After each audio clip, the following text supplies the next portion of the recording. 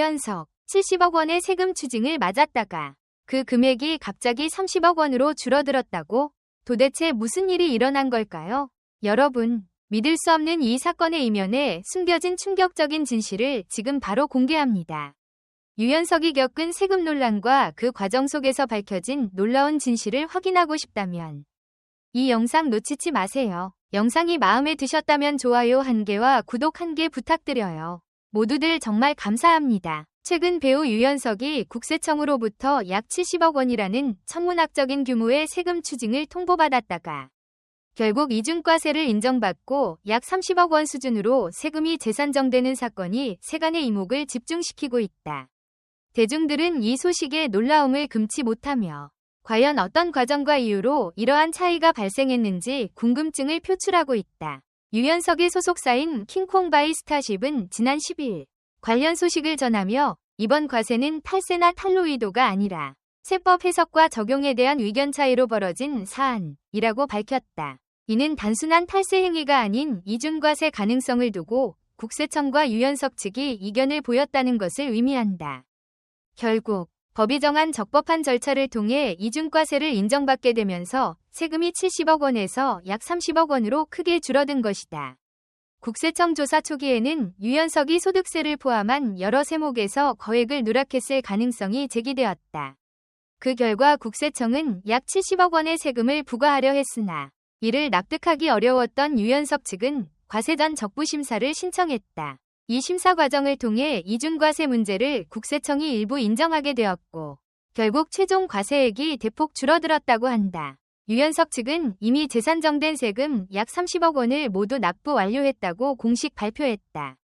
특히 이번 사건에서 주목할 점은 유연석이 단순히 배우 활동만을 펼쳐온 것이 아니라 2015년부터 유튜브 콘텐츠 제작, 외식업 등 다양한 부가 활동을 진행해왔다는 사실이다. 그의 소속사에 따르면 유연석은 연예 활동의 연장선상에서 새로운 아이디어를 개발하고 이를 사업화하기 위해 법인을 설립한 뒤 다양한 프로젝트를 실행해왔다고 한다. 문제는 이러한 사업 활동에서 발생한 수익이 법인세 납부 대상인지 아니면 개인소득세 납부 대상인지에 대한 세법 해석 차이에서 비롯되었다는 것이다. 법률 전문가들은 이러한 사안이 생각보다 흔하게 발생한다고 지적한다. 개인 사업자와 법인 사업을 명확히 구분하지 못할 경우 어느 쪽이 과세 대상인지 모호해질 수 있다. 또한 유튜브나 SNS를 통한 콘텐츠 창작이 크게 늘어나면서 수익 발생 경로가 복잡해지고 있으며 이를 어떻게 분류하고 과세해야 하는지에 대한 명확한 기준이 아직 완전히 정비되지 않았다는 문제점도 존재한다. 유연석의 사례 역시 이 같은 흐름 속에서 나타난 대표적인 예로 볼 수 있다. 현재 유연석은 재산정된 30억 원대의 세금을 이미 전액 납부를 마친 상태지만 이로써 모든 일이 종료된 것은 아니다. 유연석 측에 따르면 법인세와 개인소득세 사이의 경계에 대한 해석 차이는 여전히 존재하고 있으며 이에 대한 조세 심판과 법적 절차가 계속될 전망이다. 세법 해석과 적용의 문제는 개인과 국세청 간의 오랜 기간 법정 공방으로 이어지는 경우도 적지 않다. 소속사는 유연석은 지난 수년간 성실히 세금을 납부해왔으며 이번 사안 또한 최초부터 탈세 의도가 아니었음을 분명히 밝힌다고 전했다. 이어서 유연석은 국민의 한 사람으로서 납세 의무를 준수하는 것은 당연하다고 여기고 앞으로도 관련 법규와 절차를 철저히 지키겠다는 입장이라고 강조했다.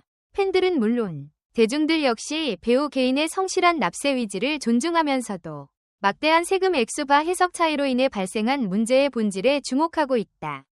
한편 업계 전문가들은 이번 일이 세법 체계의 복잡성을 여실히 보여주는 대표 사례라고 입을 모은다. 특히 연예인의 경우 여러 영역에서 발생하는 수익 구조가 단순하지 않아 과세 주체의 판단이 어려울 수 있다. 콘텐츠 제작, 외식업, 협찬, 광고 모델료, 기타 부수적인 활동들까지 모두 고려해야 하므로 개인과 법인 간 과세 범위를 명확히 구분하는 일이 필수적이다. 해당 부분이 애매하게 처리될 경우 추후 대규모의 세금 폭탄 혹은 과세 논란으로 이어질 수 있다는 우려도 제기된다. 이미 완납한 30억 원은 적은 금액이 결코 아니지만 애초에 70억 원이라는 어마어마한 액수를 과세받았던 점, 그리고 그 과정에서 법적인 다툼이 일어났던 사실은 많은 이들에게 충격을 안겼다. 일부 사람들은 도대체 어떻게 하면 세금이 70억이나 부과될 수 있는지 라며 의문을 제기하기도 했다. 소속사 측이 이중과세를 인정받은 결과다라고 설명했지만 아직 사건의 전모가 모두 밝혀지진 않았다는 시각도 있다. 결국 이번 사건은 유연석이 70억 원 상당의 세금 폭탄을 맞았다가 이중과세를 인정받아 30억 원으로 대폭 삭감되었다는 점에서 대중적 관심과 논란을 동시에 불러일으키고 있다. 더욱이 향후 법정 공방이 어떻게 전개될지에 따라 연예인 과세 문제에 대한 선례가 될 수도 있다는 점에서 업계의 이목이 집중된다. 세법 해석이 연예계 전반에 걸쳐 미치는 영향은 결코 작지 않기에 유연석이 앞으로 밟아나갈 절차와 그 결과에 대해 대중과 전문가 모두가 주의 깊게 지켜보고 있는 실정이다. 유연석 본인으로서는 이번 사건을 통해 이미지에 적지 않은 타격을 입었을 가능성이 있다. 비록 탈세 의도가 전혀 없고 적법한 해석 차이에서 비롯된 문제라고 해도 세금 추징 70억 원이라는 타이틀은 대중의 뇌리에 강렬하게 남기 때문이다. 하지만 소속사 측은 유연석이 그간 모든 활동에서 최선을 다해왔고 이번 일 역시 성실히 대응하고 있으며 확정된 세금 또한 이미 전액 납부했다. 고 거듭 강조한다. 이 점이 향후 여론에 어떤 영향을 미칠지 주목된다. 결국 세금 폭탄이라 불리는 사건 뒤에는 다양한 경로의 수익 창출과 복잡한 세법 구조가 자리 잡고 있다. 예술 활동, 사업 운영, 개인 브랜드 및 콘텐츠 제작 등 다각적 수익 모델을 운영하는 연예인들이 늘어남에 따라 유연석과 같은 과세 분쟁은 앞으로도 계속 발생할 가능성이 높다. 이번 사례를 통해 국세청과 납세자 간의 소통과 세법 해석의 객관성과 명확성을 높이는 방안이 재점검되어야 한다는 목소리도 커지고 있다. 결론적으로 유연석이 일명 세금 폭탄을 맞았다가 이중과세를 인정받아 납부 금액을 대폭 줄이게 된 이 사건은 연예계뿐 아니라 각종 산업 분야에 속해 있는 개인 사업자 및 법인 관계자들에게도 시사하는 바가 크다.